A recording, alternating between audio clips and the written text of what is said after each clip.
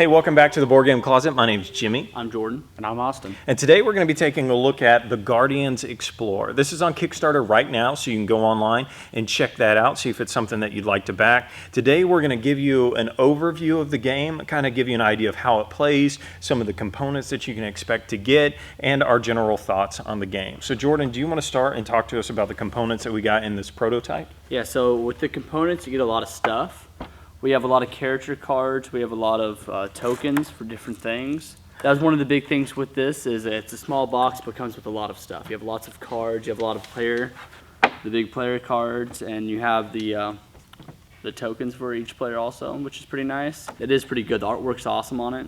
Artwork's a really cool cartoonish look to it, which kind of goes with the theme of it, which I think is pretty nice.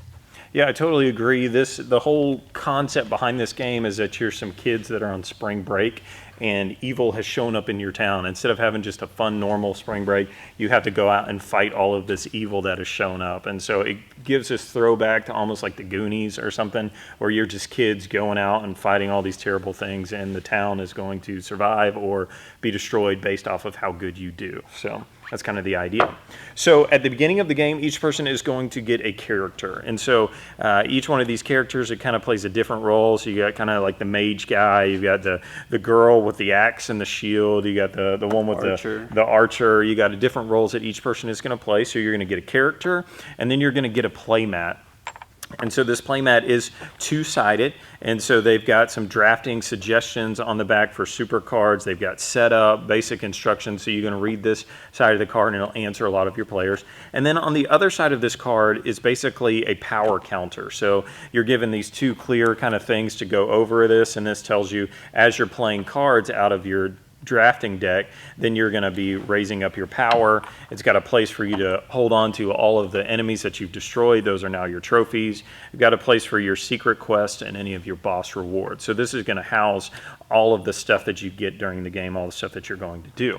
So at the beginning of the game, you're going to put out all of the locations out onto the deck. And so in the Apprentice version, they have a couple different versions where they basically start you out real low and then they build you up to a really hard game. And so basically they start you out with all of these locations, and then monsters come out onto these locations. And then on your turn, you're going to be playing cards out of your hand. They do a kind of a cool drafting mechanic at the beginning of the game where they give you these super power cards. And so these super power cards determine how you should be drafting cards into your hand. And so you get these super power cards and you kind of determine which one of these do I really want to base my deck off of, and then you draft cards. So at the beginning of the game, you're going to deal out 12 cards to each player. And then in rotation, you're going to pass them around. And so you look at the cards that you want, kind of base it off of the super card that you had earlier. And so you say, okay, this one would help me. And then you pass the cards to the left. And so then they go around and you draft these cards into your hand. So each person simultaneously is picking a card and passing it on. And so you're trying to build a deck that would base itself off of your superpowers and how that would help you.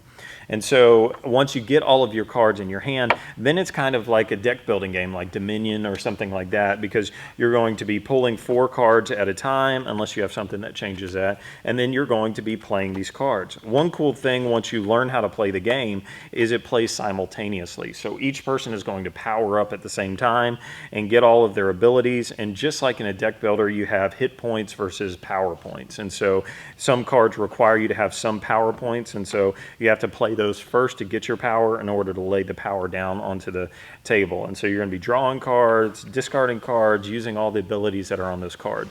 Once everybody is powered up, then you're going to be going to locations and defeating monsters. And let's say that I have enough to defeat this monster here, then I would destroy him, and then he would go onto my player card, and now this guy at the end of the game is going to be worth 2 trophy points to me. The game continues like that over various rounds until you have to fight a boss monster. And so the boss monster comes out, there might be an effect that happens immediately, and then that tells you how strong this boss monster is, and then the rewards or the punishments if you beat him or if he defeats you. And so on the boss monster round, everybody can go to that location and combine their power to try to destroy this guy. If you destroy him, you get the benefit. If you don't, then everybody suffers the loss. And generally, the benefit has to do with how much somebody has helped defeat this monster. But like I said, if you choose not to go and fight him, everybody still encounters the defeat there. So In the beginning rounds, you're only going to fight one monster, but as you go up to the harder rounds, and you're going to fight two monsters, and there's going to be more and more waves of these monsters that come out onto the board. And so it's to your benefit to let monsters come out, because if you defeat them, you get the trophy points for that. Because at the end of the game, if you defeat the boss monsters, whoever has the most points or trophies that they've won during the game wins the game. The only other thing that there is there are secret quests. So during the game, you're going to be trying to do certain things that nobody else knows about that could give you extra points at the end of the game. So that's basic and overall idea of how to play the Guardians. So a lot of the different mechanics put into the game is really cool, because it's not just it's not like the deck builder games. It has some of the aspects of it, as in you have the same deck, but then before that you're drafting the deck. So I thought that was really cool with the drafting. And then it has the other aspect that is kind of like legendary, as in it's co-op to a point. To the very end, you want to be the one that won with the highest amount of points. Right. And then it also has the secret quest, which is another mechanic to add on to, like, you're trying to go after what you want right there. So all the different mechanics in the game I thought was pretty cool put into this one right here. So they call it a deck refinement game, where basically you're wanting to get rid of certain cards that are in your hand that aren't helping you. That way, just like in a normal deck builder, you're getting to the cards that you want more often. And so I thought that was cool. What do you think about it? Well, I enjoyed how it lined up for every turn. You didn't know what you were going to get next turn, so you just kind of went with it. You didn't have stuff stored up and ready for it. You just didn't know what was going to happen. Right. I enjoyed the artwork. I found it was really cartoony, and I enjoyed that. Yeah, totally. I really liked it too.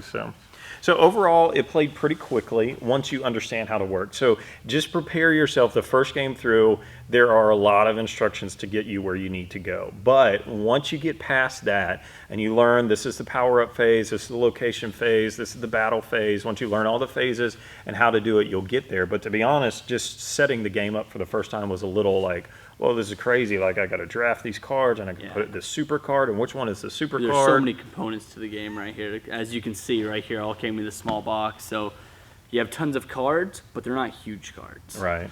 So that gets a little confusing at first, trying to get that all out there. But once you get past that, I think like in future games, as we're setting this up, we'll kind of fly right through setup, because we understand drafting, we understand deck building, we get all those concepts. So it's gonna go pretty quickly, I think, in our as we play this more and more. So. Okay, so that's a general idea of what the Guardians is about. Like I said, check it out on Kickstarter and see if this is a game that would work for you and your gaming group. Thanks for watching the Board Game Closet. Check us out on Facebook, Twitter, and Instagram. Thanks for watching.